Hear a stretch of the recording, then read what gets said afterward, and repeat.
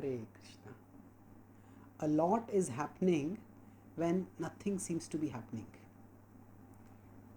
Often people ask, so what's happening? When people meet each other, they ask, what's happening? So usually we think of happenings in terms of external events, in terms of what who spoke or what who did, or what was the result of what who spoke or what who did. But that is actually only an external aspect.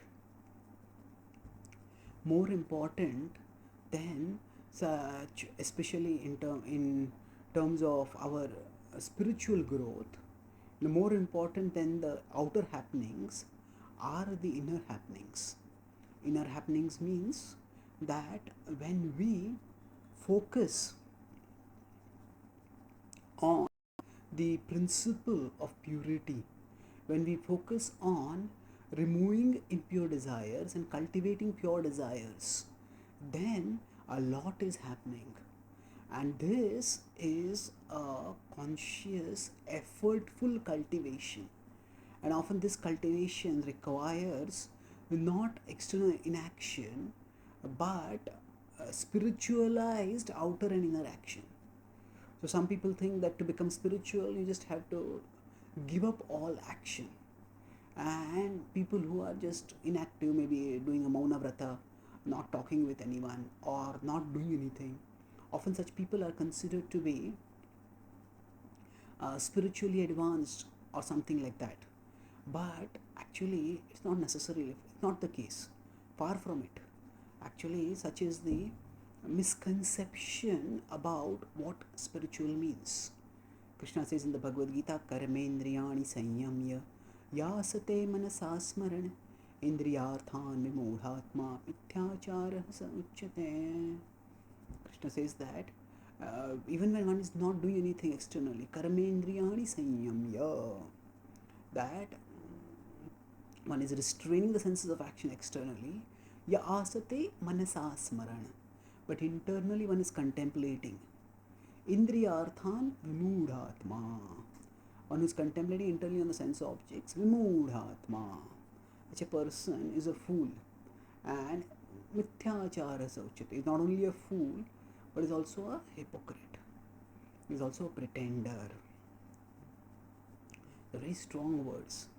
And prior to this, Krishna states that actually नहि कश्चित् क्षणमते जातु तिष्ठत्य कर्मकृत् कार्यते यवशः कर्म सर्व प्रकृति जैर्गुणैः. That actually nahi kshanamapi, that even when we are that we cannot be inactive for even one moment, because the modes will pull us towards action.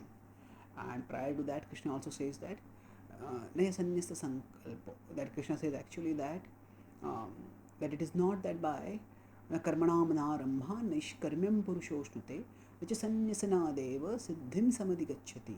It is not that just by giving up action one becomes free from reaction, and it is not that by not just by renunciation does one attain perfection. So what happens is one may give externally, one may give up action, but still internally there may be impure contemplation. And even if one is able to check and one doesn't let that impure contemplation lead to impure action, still that impure contemplation is a contamination, and that contamination will have its effect of distracting one's focus from spiritual growth, and in that way one will not attain spiritual advancement. So one should not think that because nothing is happening externally that means there is no entanglement. Rather, there might be a lot happening internally in terms of thoughts and desires which are entangling, being present and being indulged in internally, which will eventually lead to entanglement. So rather than focusing on external inaction, Bhagavad Gita encourages us that we are actually souls who are by our spiritual nature active, and we are in material bodies which are also habituated to action. Therefore, if we focus on action, then we can move onwards towards Krishna steadily and attain Krishna. So we can become by internally remembering Krishna, and by complementing that internal remembrance with outer service, we can stay connected with the all pure supreme and thus become purified and eventually liberated. Thank you. Hare Krishna.